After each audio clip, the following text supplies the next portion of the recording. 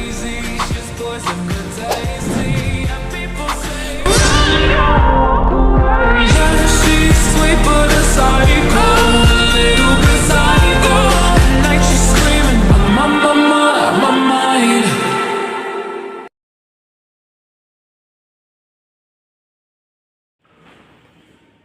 Baik, bismillahirrahmanirrahim. Assalamualaikum warahmatullahi wabarakatuh. Waalaikumsalam warahmatullahi wabarakatuh. Nah, sebelumnya ada yang tahu dengan nama saya?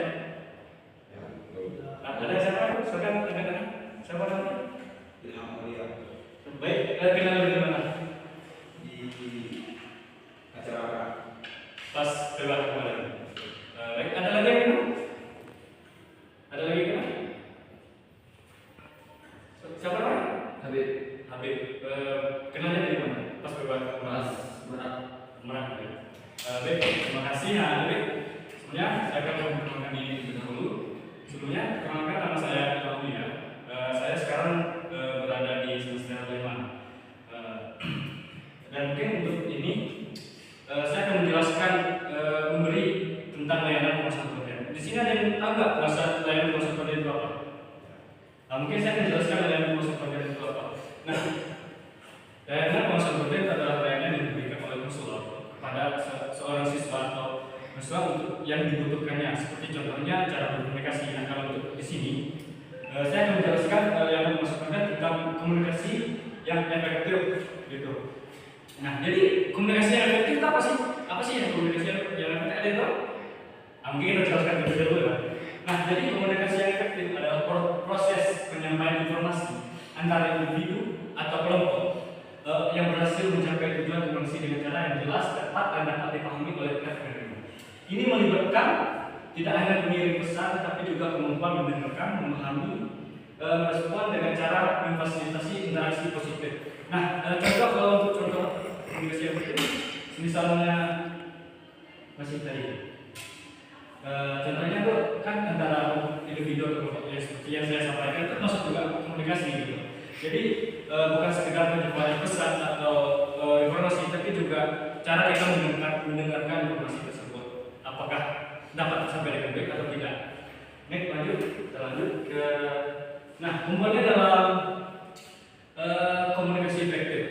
Nah, itu ada yang pertama tadi yang mendengarkan dengan aktif atau active listening. Nah, maksudnya di sini active listening itu kita ketika orang ngomong itu mendengarkan baik, bukan sekedar hanya mendengarkan itu. Seperti masuk dengan kanan, keluar dengan kaki itu dulu kita itu mendengarkan dan memahami gitu. Itu yang maksudnya mendengarkan itu atau listening.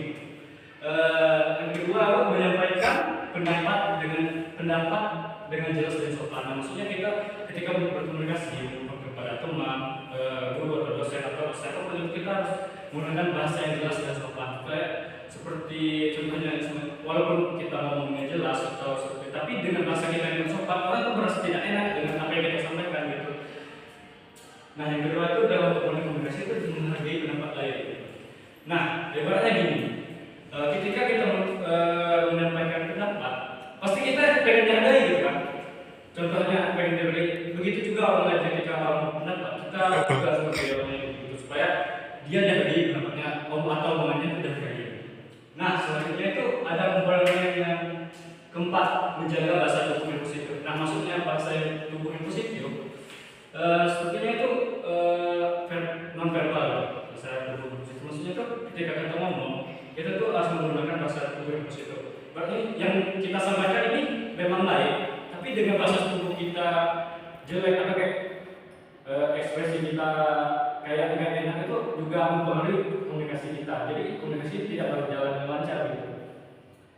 Dan juga menghindari konflik yang tidak perlu. Misalnya kita nih terkadang dalam berdebat atau komunikasi kita sering nih berkonflik. Padahal itu tidak harus dibahas gitu atau gimana itu juga. Jadi kita harus dalam komunikasi kita juga harus menghindari konflik yang tidak perlu gitu dalam komunikasi tersebut. Seperti kita dalam dosen itu juga harus tidak perlu ada konflik gitu dalam komunikasi. Oke, next selanjutnya. Nah, dalam komunikasi tentunya ada kendala dalam komunikasi. Nah, salah satunya kesalahpahaman gitu. Nah, contohnya ketika kita menyampaikan bahwa sepertinya contohnya Kosma ini menyampaikan besok masuk ini, tapi ada kesalahpahaman dari pihak lain. Kenapa gini kok? Kenapa gini? Pasti ada kendala dalam komunikasi. Pasti ada yang kesalahpahaman gitu.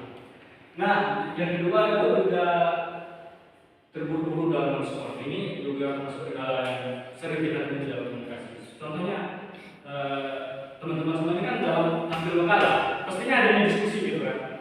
Nah, ketika temannya belum selesai membahas, belum selesai dengan pendapatnya, pasti kita pernah nemuin itu. Salah satunya ada yang terburu-buru merespon padahal belum selesai, jadi timbulnya lagi kesalahan, jadi belum tentu jelas gitu. Jadi kita juga nggak boleh terburu merespon orang ketika ngobrol gitu. Kita harus menyimak dengan betul. Nah, yang ketiga itu kendalanya tidak menggunakan secara penuh.